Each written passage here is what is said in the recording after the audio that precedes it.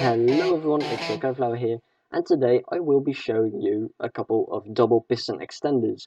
I'll be showing you 8 different designs, of which 5 are horizontal, and of which 3 are vertical, of which 1 is facing downward and 2 are facing upward. So let's hop right into it, I'd say.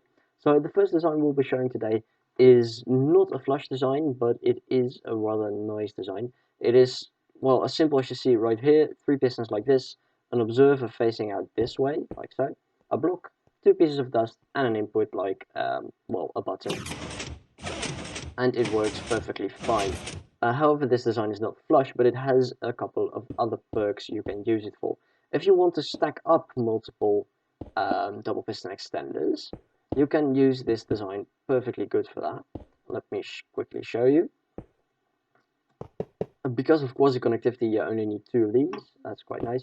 And because of quasi connectivity, you can just place dust like this. So let's quickly do it like that. So right now, if I were to activate this, you can see it works perfectly fine. And you can place blocks in between here, that doesn't really matter. Just not in front of the observers, because they will be pushed forwards and thereby will push this block out of the way. But this is a really nice stackable design, just not flush overall, but it does work really well. So let's head on to the second design. This is really the most basic design there is. I'm sure everyone has heard of this in one or another way.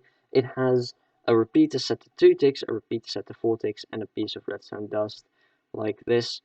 4 pieces of redstone dust actually. It is not flush, but it is the most simple design there is, and it does work perfectly fine. You can use this if you just need a simple double piston extender that doesn't need to be flush, or you don't want to use a lot of resources. Then this is the way to go. Then let's head on to the next design. This is a really nice design as well. This is a flush one wide design. As you can see, it has 2 pistons facing like this and 2 observers facing like this, with the face on this side and the output on this side. And well,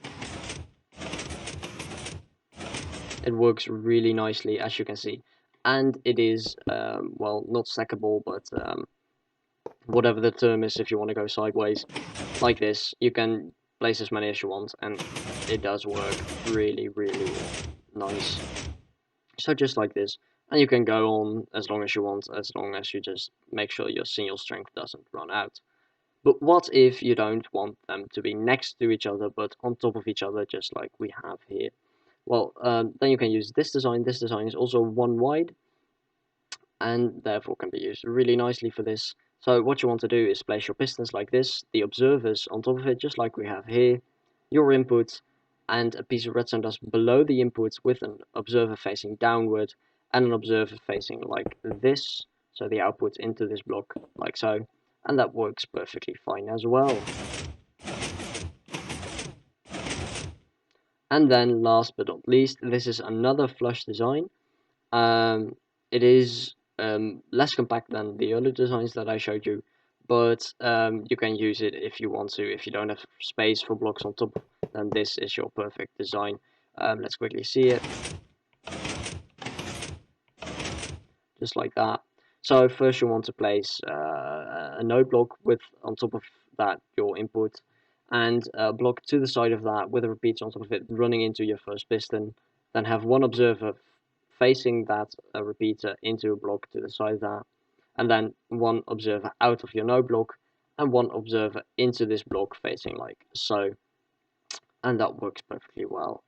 So that are the five horizontal designs. So let's quickly head on to the vertical designs. We have 2 facing upwards and 1 facing downwards. So let's start with these. This is a flush facing upward design. It is the most compact, most simple design. I'm sure a lot of people have heard of it as well. And let's quickly show it. Works perfectly fine. Just a repeater set to 1 tick and an observer facing upwards into this block, and you've got it working. You can just stack as many of them next to each other as you want as well. There's not really any limit to it. Then we have another facing upward design. This one is not flush, but this one does have another great positive side to it. Namely, I used this some time ago for pillars coming out of the ground. And well, that looks rather nice in my opinion, so let's quickly show that. And you have like a diagonal wall coming out of the ground, and you can stack as many of these next to each other as you want, so you have like a huge diagonal wall like this, and well, it is completely hidden when it's closed, and when it's open, all you'll see is this one slime block. Well, that's really nice because of that. It is, however, if you were just to use it for a normal double piston extender, not seamless, because you can't place a block on top of that. That's a small, well, disadvantage, but that's really great if you ask me, because you can use the slime blocks. You can't do this with this one because this one will take this block with it, so the observer can't give an output, as you can see.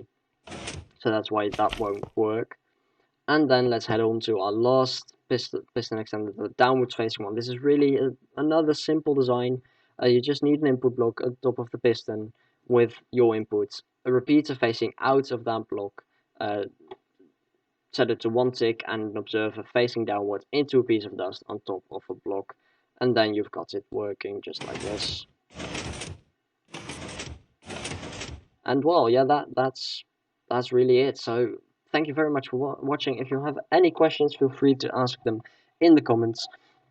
And if you did like this video, feel free to leave a like, of course, and subscribe. And don't forget to eat your vegetables. That's very important.